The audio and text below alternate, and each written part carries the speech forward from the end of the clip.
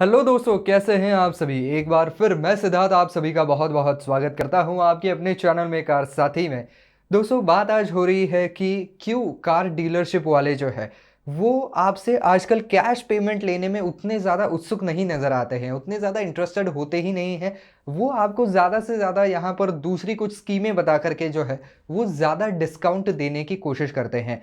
तो कई बार ये मन में सवाल उठता है कि भाई हम अगर इनको अपफ्रंट पैसे देने की बात कर रहे हैं, किसी भी डीले के बगैर पैसे जो है वो कैश में, हार्ड कैश में देने की बात कर रहे हैं, फिर ये इंटरेस्टेड क्यों नहीं है। हम इतना इनको सब कुछ कैश में दे रहे हैं फिर भी ये हमें डिस्काउंट क्यों नहीं दे रहे हैं।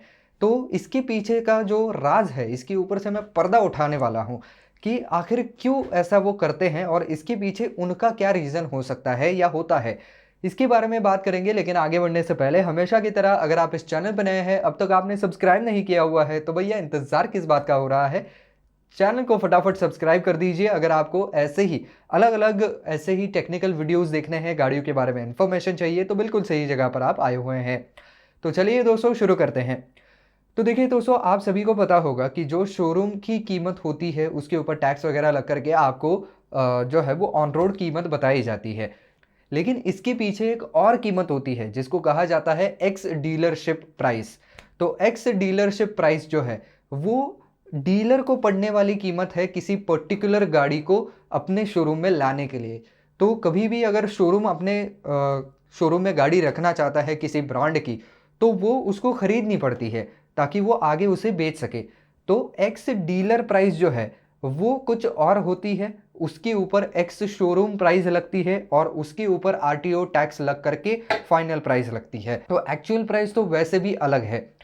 तो अब ये जो एक्स डीलर प्राइस से एक्स शोरूम प्राइस के बीच का जो फासला है, जो मार्जिन है, वो होता है डीलरशिप की कमाई। तो ये ज़्यादा मार्जिन नहीं होता है। तो आजकल डीलर्स को क्या है कि मार्जिन थोड़ा सा ज़्यादा चाहिए। अगर उनको जो है वो शोरूम चलाते रहना है तो उनको ज़्यादा पैसे की ज़रूरत है। तो सिर्फ गाड़ियों के ऊपर, बेचने के ऊपर जो प्रॉफिट होता है उतना कमा करके उनकी जो है वो शोरूम नहीं चल पाएगी। क्योंकि आजकल की गाड़ियों की शोरूम आपको पता होगी, एकदम लैविश शोरूम होती है जहाँ पर चाय कॉफ़ी नाश्ते का इंतज़ाम होता है, बड़े चकाचक वहाँ पर जो है वो इंटीरियर बनाए जाते हैं। तो उसका खर्चा भी बहुत ज़्यादा हो चुका होता है, तो वो सारा रिकवर करना है। तो ऐसे में ये लोग क्या करते हैं कि इन हाउस फाइनेंसिंग डिपार्टमेंट जो है वो वहाँ पर शुरू कर देते हैं। किसी बैंक के साथ ये टाई अप कर लेते हैं, जितने ज़्यादा बैंकों के साथ हो सके उतने ज़्यादा बैंकों के साथ टाई अप करते हैं। और जब भी इनके पास कोई गाड़ी खरीदने आता है तो ये बोलते हैं कि आपको डिस्काउंट मिल सकता है, आपको जो है वो छूट मिल सकती है। कैसे मिल सकती है? तो भैया आप इस कंपनी का या इस बैंक का जो है वो फाइनेंस ले लीजिए, आपको फर्स्ट ये इंस्टॉलमेंट जो है वो भरनी ही नहीं पड़ेगी, उसके बाद इतना कम इंटरेस्ट रेट पर आपको जो है वो इस गाड़ी के लिए लोन मिल जाएगा। तो इसके चक्करों में क्या होता है कि अगर ये लोग अपने गाड़ी के साथ किसी एक पर्टिकुलर बैंक का फाइनेंस भी उस आदमी को बेच देते हैं, तो उन बैंकों की तरफ से भी इनको कुछ ना कुछ परसेंटेज मिलता है। तो गाड़ी बेचने से तो प्रॉफिट होता ही है, बल्कि बैंकों के साथ भी टाई अप होने की वजह से, उनका फाइनेंस बेचने की वजह से भी उनसे भी प्रॉफिट मिलता है। तो ये दोनों मिलाकर के फिर उनका जो है वो पूरा शोरूम चल रहा होता है। अब आप जब जाकर के सीधा ही ये बोल दो कि मुझे किसी भी फाइनेंस की ज़रूरत नहीं है, मैं पूरा का पूरा हार्ड कैश आपको दूंगा, तो जाहिर सी बात है कि उनकी जो ये फाइनेंस के थ्रू आने वाली कमाई है वो तो वहाँ पर रुकने वाली है, वो कमाई वो नहीं कर पाएंगे। क्योंकि आप सीधे सीधे ही पैसे दे रहे हैं, आपको किसी लोन की ज़रूरत है नहीं। तो इसकी वजह से फिर वो उतना ज़्यादा इंटरेस्टेड नहीं होते हैं, क्योंकि यहाँ पर प्रॉफिट का मार्जिन फिर घट जाता है। हालांकि ऐसा नहीं है कि उनको गाड़ी बेचना नहीं है, फिर भी गाड़ी तो वो आपको बेच ही देंगे, लेकिन फिर उसके ऊपर कुछ डिस्काउंट वगैरह वो नहीं दे पाते हैं। क्योंकि अगर ऑलरेडी उनका एक मार्जिन सेट होता है, उससे भी अगर वो नीचे आ रहे हैं, बैंक से कुछ उनको फ़ायदा नहीं मिल रहा है और जो एक्चुअल प्राइस है वो भी वो कम कर रहे हैं क्योंकि आप कैश पेमेंट कर रहे हैं, तो उनका मार्जिन और भी ज़्यादा कम हो जाता है और फिर वो ज़्यादा कुछ कमा नहीं पाते हैं।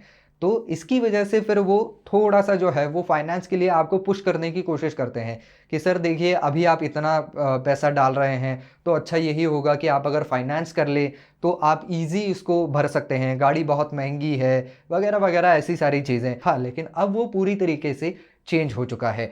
फिर भी आप उनको नेगोशिएट करवा सकते हैं। कैसे करवा सकते हैं?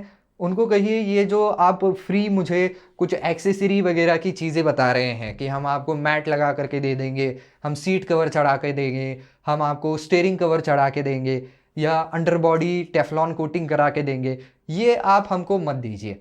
या गाड़ी के ऊपर वो फैंसी बिट कुछ लगा देते हैं, जैसे कि वो डोर हैंडल पे क्रोम लगा देंगे, या जो खिड़की होती है उसके लाइनिंग पे क्रोम लगा देंगे, ग्रिल पे क्रोम लगा देंगे, या कुछ और तरीके की व्हील कैप फिट करा के देंगे। तो ऐसी चीज़ों की कोई ज़रूरत नहीं है। उनको कहिए ये सारी चीज़ें आप अपने पास रखिए, इसका पूरा कॉस्ट कितना होता है ये हमें बताइए। हाँ, तो इतना कॉस्ट होता है, तो इतना कॉस्ट आप खाली हमारे बिल में से डिडक्ट कर दीजिए, हमें आपकी कोई फ्री एक्सेसरीज़ नहीं चाहिए। अनलेस एंड अनटिल आपको कोई बहुत ही ज़्यादा काम की चीज़ वो दे रहे हैं, जैसे कि रिवर्स पार्किंग सेंसर्स और कैमरा लगा करके दे रहे हैं, या आपके गाड़ी में रियर में कोई पावर विंडो नहीं आती है तो वो फिट करा करके दे रहे हैं, तो ऐसी कोई चीज़ है तो बात फिर भी सेंस बनता है कि हाँ ये कुछ वर्थ चीज़ है, तो ये एज ए एक्सेसरी अगर आ रही है, फ्री में आ रही है, तो ज़रूर लेनी चाहिए। लेकिन अगर कोई छोटी मोटी चीज़ें हैं, ये क्रोम वोम तो बिल्कुल उसके चक्करों में मत पड़िए। उसके बजाय उनको बोलिए कि थोड़ा सा आप इसका प्राइस घटा दीजिए, वरना मैं किसी और शोरूम में भी जा सकता हूँ, सेम ब्रांड के अलग शोरूम तो होते ही हैं, वहाँ पर अगर अच्छी डील मिल जाए तो मैं वहीं पर जो है वो बुकिंग दे सकता हूँ। याद रखिए, अगर आपको कैश में गाड़ी लेनी है और उसके ऊपर अच्छा डिस्काउंट पाना है, तो उसके दो ही तरीके हैं। एक तो उसको बोलो कि ये बाकी एक्सेसरीज़ की चीज़ें मत दो, और अगर आप मुझे अभी अच्छी डील देते हो तो अभी के अभी मैं बुकिंग आपको दे रहा हूँ, या तो आधी कीमत दे रहा हूँ। तो उससे वो थोड़ा सा ट्रिगर्ड हो जाते हैं कि हाँ भाई, अगर डील हो रही है तो इसको आगे बढ़ा दीजिए। थोड़े थोड़े चीज़ों के लिए जो है वो डील ब्रेक नहीं होनी चाहिए, क्योंकि उनको भी सेल्स का टारगेट रहता है, वो भी उनको कंप्लीट करना होता है। तो इस तरीके से जो है वो आप कैश में पेमेंट कर करके भी थोड़ा बहुत डिस्काउंट यहाँ पर ज़रूर ले सकते हैं। तो बस दोस्तों, आज के वीडियो में बस इतना ही। आई होप ये वीडियो आपको पसंद आया होगा, काम का लगा होगा। तो दोस्तों, अगर वीडियो पसंद आया है तो लाइक ज़रूर कर दीजिए, ज़्यादा से ज़्यादा शेयर कर दीजिए। आपके कुछ सवाल हैं तो कमेंट सेक्शन में ज़रूर लिखिए। किसी और विषय पर अगर वीडियो देखना चाहते हैं तो वो भी हमें कमेंट सेक्शन में लिख करके ज़रूर बताएं।